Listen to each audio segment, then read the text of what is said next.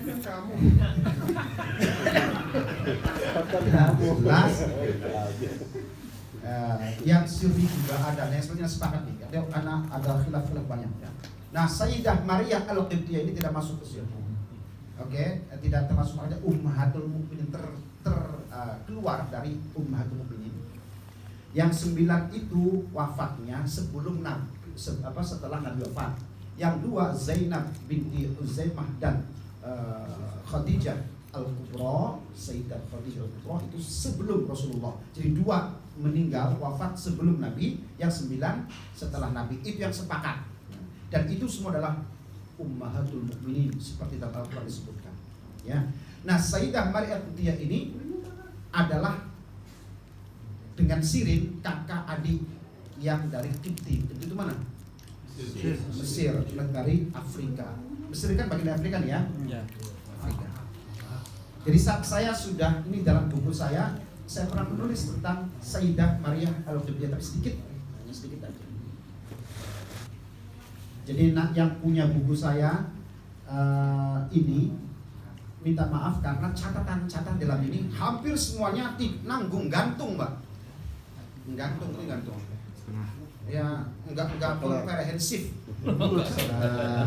Setiap pembahasan tidak kompleks, tidak tuntas. Jadi masih menyisakan gimana? Masih banyak tanda tanya. Jilid 2 itu. Jadi banyak menyisakan kurang saya juga sendiri saya baca kurang lengkap karena tadinya memang tidak berniat akan menjadi sebuah buku. Ini Pak Sugeng saja yang pengen itu. Kita izin dikumpulkan untuk bukan yang terserah, enggak ada niatan. Tapi alhamdulillah akhirnya juga biidznillah taala wa bi'aunillah terbitlah sebuah buku yang bernama Al-Qalamul Mu'adzim ya, atau pena mu'adzim. Ya, ini mah bukan hitung-hitung kenang-kenangan banget apa ya. Dan mudah-mudahan sedikit ada manfaatnya sebagai tulisan sampai kiamat lah. Kalau ada manfaatnya. Ada. Tersebutlah sebuah desa terpencil di dataran tinggi Mesir bernama Havana yang masuk wilayah Ansona. Saya nulis diambil dari kitab biografi Sayyidah Maria Al-Qibtiyah. Jadi saya punya kitab itu biografi ya, hampir sahabat-sahabat yang masyhur itu saya punya banyak. Abu Hurairah satu buku, semuanya lah, dan termasuk Sayyidah Maria Al-Qibtiyah. Tapi bahasa Arab di rumah saya juga baca ya. Makanya saya ambil sedikit aja. Desa ini terletak di jalur timur Sungai Nil menuju wilayah Asmuni. Asmuni itu nama wilayah itu di Mesir.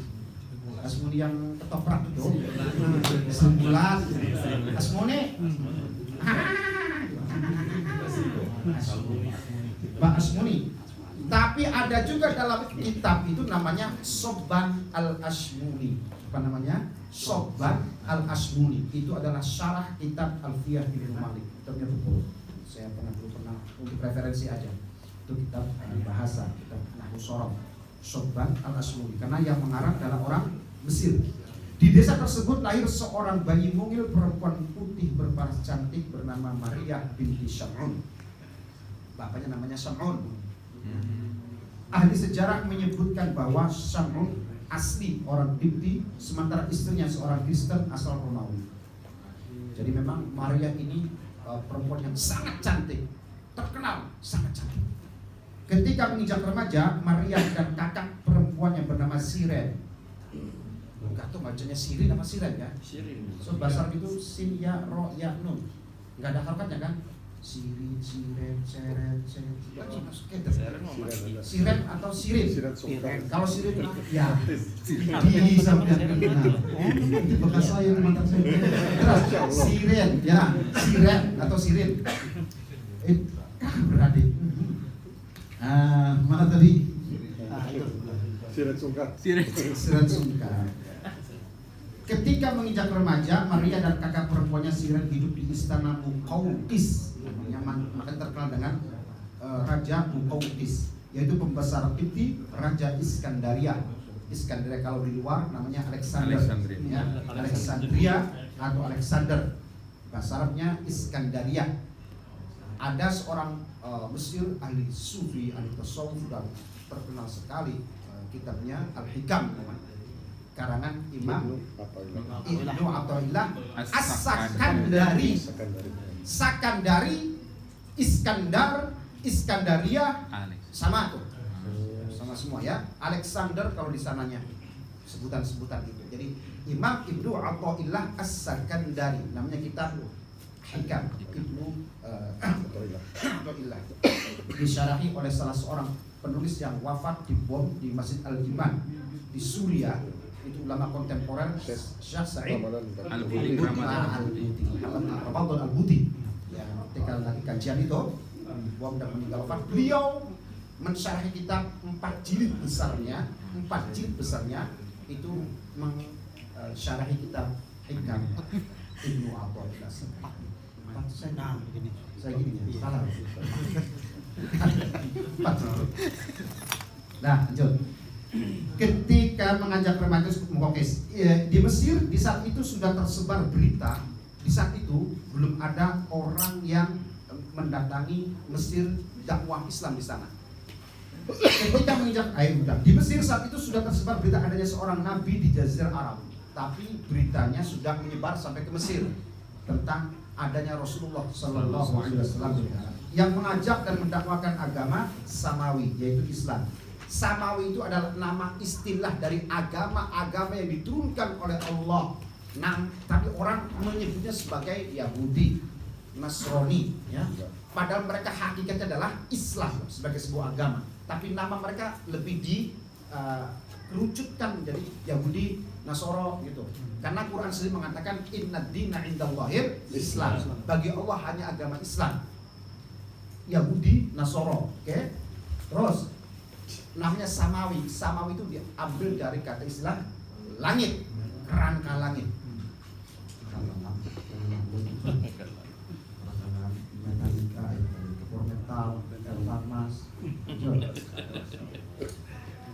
Mendakwakan agamanya, agama Samawi, itu agama dari Allah, bernama Muhammad bin Abdullah Sallallahu Alaihi Wasallam. Sementara di Madinah sendiri Rasulullah telah menyiapkan surat untuk Raja Muqawqis yang berisi ajakan untuk memeluk Islam. Rasulullah Sallallahu Alaihi Wasallam mengirim duta ke Mesir untuk menyampaikan surat tersebut melalui seorang sahabat bernama Hatib bin Abi Balta'ah radhiyallahu anhu. Sampailah Habib di Mesir dengan membawa surat yang berisi ajakan dan dakwah Islam tersebut. Hatib diterima sebagai tamu istimewa dan dipersilakannya masuk ke istana Muqawqis. Jadi Mesir itu ada beberapa tabiat orang Mesir ya, sejak zaman dulu. Yang namanya manusia pasti berbeda sifat, tapi tidak jauh berbeda dengan keumuman. Zulaikha, dulu Zulaikha sebelum Nabi Muhammad. Itu kita adalah Nabi Yusuf ya. Kalau kita bilang orang siapa? Siti Zulaikha, tidak ada haknya di belakang itu. Orang kita mah Zulaikha, padahal Zulaikha, kho-nya panjang.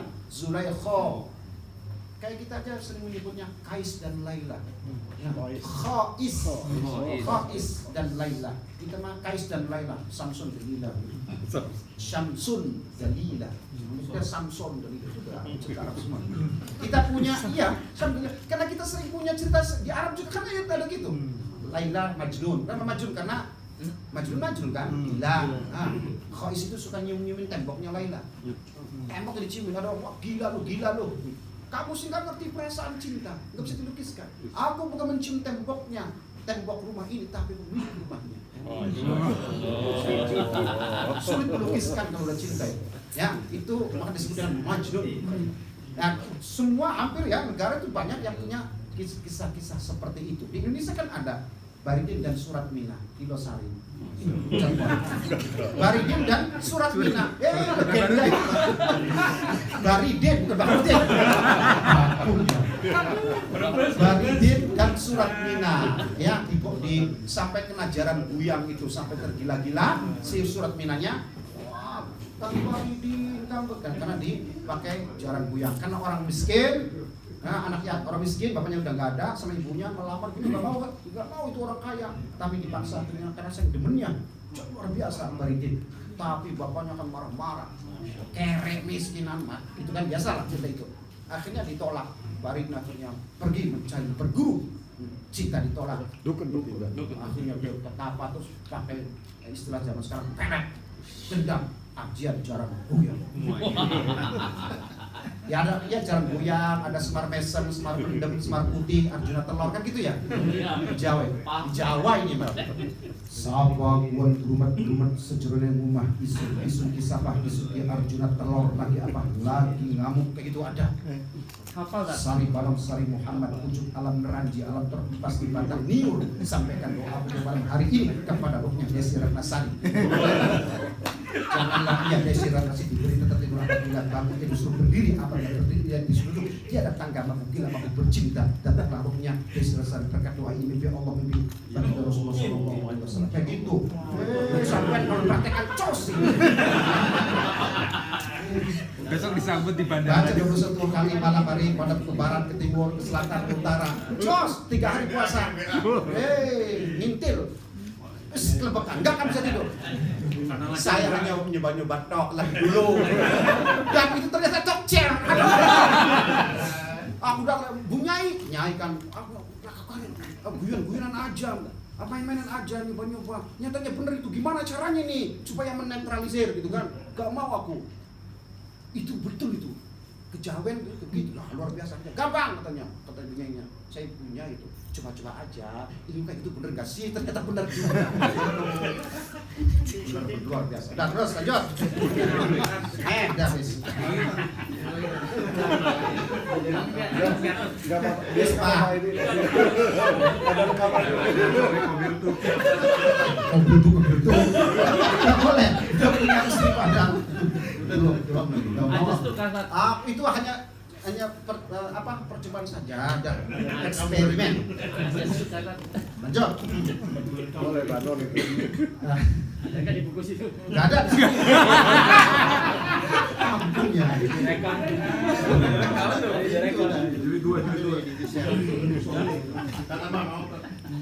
Sampailah Habib di Mesir dengan membawa surat yang berisi ajakan dakwah. Lalu Habib menyampaikan surat Rasulullah Shallallahu Alaihi Wasallam yang langsung dibaca oleh Muqawqis sendiri. Setelah selesai membaca, Muqawqis lalu memandang Habib dan bertanya tentang sifat, keseharian dan profil Rasulullah Shallallahu Alaihi Wasallam. Seperti apa sih? Gitu, kajian Nabi itu akhirnya diceritakan. Habib menjelaskan tentang siapa Rasulullah. Setelah mendengar tutur Habib, Muqawqis diam dan berpikir lalu berkata kepada Habib. Jadi memang saya kembali ulangi, Zulekho watak orang Mesir. Kenapa di Mesir perempuannya kayak di Tegal, kalau bisa di Tegal Gubuk kan? Tegal Gubuk Arjuna Cirebon. Itu terkenal itu ceweknya pada mendahului laki-laki. Laki-laki kayak raja didatangi gitu, ngejar-ngejar laki-laki. Di Mesir itu seperti itu. Zulekho kan yang mengejar-ngejar Nabi Yusuf dalam Al-Quran kan begitu. Jadi jangan heran. Jangan heran. Karena memang dulu waktunya seperti itu. Ya. Jadi membawa watak sebenarnya. Tapi sekarang alhamdulillah dia Muqawqis bijak. Orang Muslim itu bijak sebenarnya. Zulekho perempuannya begitu, ya. Tapi itulah sifat-sifat karakter dimanapun orang itu seperti itu beda-beda. Lanjut. Kalau ada orang Mesir di sini kurang bijaknya nggak mewarisi Muqawqis. Muqawqis itu bijak. Terus aku tahu bahwa setelah Isa masih akan ada nabi setelahnya. Jadi Muqawqis itu sudah jelas mendengar dulu berita sebelum kitab-kitab terdahulu. Tetapi secara pribadi aku punya keyakinan kalau nabi akhir zaman itu muncul dari negeri Syam. Ini keyakinan Muqawqis. Karena Syam adalah bumi para nabi. Kendati pun begitu aku tetap membebaskan rakyat Qibti untuk memilih keyakinannya. Bijak sekali. Walaupun beliau tidak beriman, tapi beliau memberikan kebebasan untuk rakyatnya memilih keyakinan. Ini demokrasi namanya kan, demokrasi. Silakan, tidak melarang bahkan tidak menyuruh juga. Semuanya kali wali monggo kalau ada yang dari rakyatku untuk memeluk agama Islam silakan, tidak masalah. Lalu Muqawqis menyuruh asistennya untuk menulis balasan atas surat Rasulullah Shallallahu Alaihi Wasallam yang isinya sama dengan apa yang dikatakan kepada Habib. Hanya terdapat tambahan sebagai berikut. Ini saya tuliskan di kitabnya itu, teksnya ada, makanya saya artikan. Aku terima dan muliakan utusanmu di Tibbi. Aku hadiahkan untukmu 2 gadis, di mana mereka kedua adalah wanita istimewa dan terhormat di kalangan istana Tibbi. Kami juga hadiahkan kepadamu, ini salah satunya, kalau kita mau memberikan sesuatu hadiah yang bagus, dipilih yang baik.